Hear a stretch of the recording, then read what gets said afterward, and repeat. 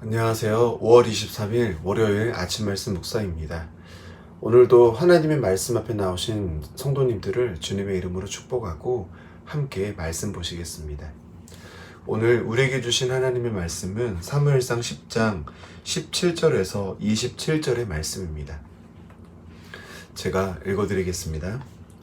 사무엘이 백성을 미스바로 불러 여호와 앞에 모으고 이스라엘 자손에게 이르되 이스라엘의 하나님 여호와께서 이같이 말씀하시기를 내가 이스라엘을 애굽에서 인도하여 내고 너희를 애굽인의 손과 너희를 압제하는 모든 나라의 손에서 건져내었느니라 하셨거늘 너희는 너희를 모든 재난과 고통 중에서 친히 구원하여 내신 너희의 하나님을 오늘 버리고 이르기를 우리 위에 왕을 세우라 하는도다.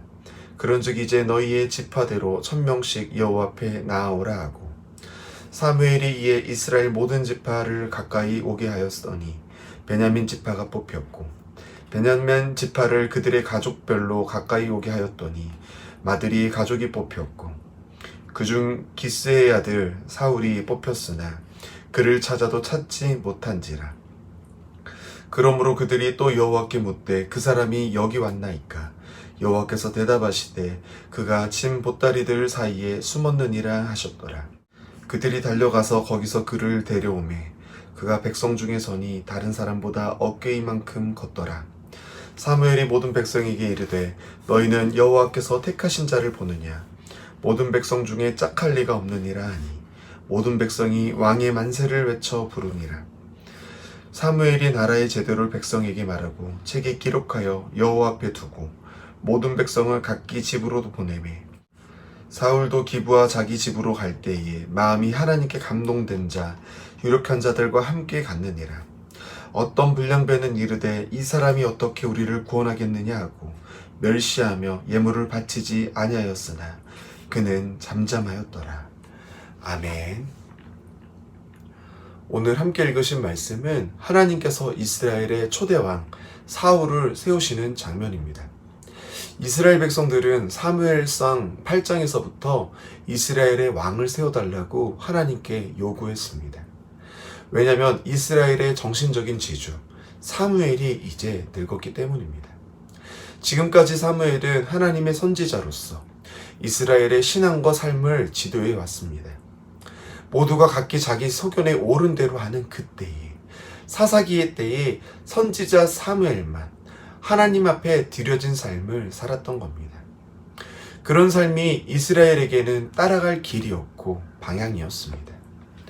하나님의 선지자인 사무엘이 있을 때에는 그 땅에 평안이 있었습니다. 하지만 이제 늙어서 은퇴할 때가 되니 또 다시 사사기의 시대가 될 것 같아 막막한 겁니다. 사무엘에게 아들들이 있었지만 그들은 아버지 사무엘의 행위를 따르지 않고 뇌물을 받고 판결을 굽게 했었습니다. 그러니 따를 수 없는 겁니다. 그래서 이스라엘 백성들이 왕을 구한다고 말하고 있습니다. 다른 부강한 나라들을 봤을 때 다 왕이 있었기 때문에 그렇게 구하는 겁니다. 사실 이스라엘의 왕은 누구십니까? 바로 하나님이십니다. 왕이신 하나님께 순종하여 나아가는 게 이스라엘 백성들의 역할입니다. 하지만 사사기 시대에 증명된 것처럼 그들은 하나님께 순종하기보다는 각기 자기 소견에 옳은 길을 좋아했습니다. 하나님께서 주권자가 되는 것이 아니라 자기 자신이 스스로 주권자가 되기를 바란 겁니다. 그런 마음을 아시는 하나님께서 그들에게 왕을 주시라고 합니다. 대신 그 왕은 하나님처럼 그들을 사랑하고 아낌없이 주는 그런 왕이 아니라 오히려 그들을 압제하고 억압하고 자유를 빼앗는 왕이라고 경고를 하십니다. 하지만 그럼에도 그들은 그런 왕조차도 좋다고 하나님께 계속해서 달라고 합니다.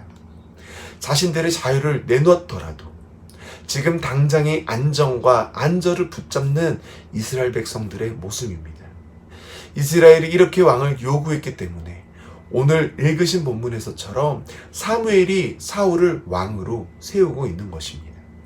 그들에게 너희 중에 가장 뛰어난 사람, 다른 사람보다 어깨 위만큼 더 큰 사람, 모든 백성 중에 짝할 리가 없는 사람을 지금 세워서 그들 앞에 보여주고 계십니다. 사실 오늘 본문 앞에 먼저 사무엘이 사울을 만나게 되었을 때 그에게 기름을 붓고 왕으로 세움받을 것을 일러줬었습니다. 그래서 오늘 본문에 나오는 이스라엘 중 각 지파별로 1000명을 뽑고 그 안에서 가족을 뽑고 또 그 가족에서 한 사람을 뽑는 모습이 마치 짜고 치는 고스톱처럼 보일 수 있습니다. 하지만 이건 하나님께서 먼저 기름을 부으셨지만 그를 세우셨지만 그가 세움을 받았음을 모두에게 증명하기 위해서 이미 뽑은 사울을 제비뽑기로 다시 뽑히는 것을 보여주고 계시는 겁니다. 세상에서 봤을 때 이럴 확률이 얼마나 될까요? 거의 불가능한 일 아닌가요? 마치 로또에 당첨될 만한 확률만큼 희박한 확률일 것입니다. 그렇게 지금 사울이 뽑힌 겁니다. 하나님께서 먼저 기름 부은 자가 제비를 뽑는 중에 이스라엘 백성 중 한 사람으로 뽑혔습니다. 모두에게 하나님께서 세우셨음을 증명받았습니다. 그럼 이제 어떻게 해야 합니까?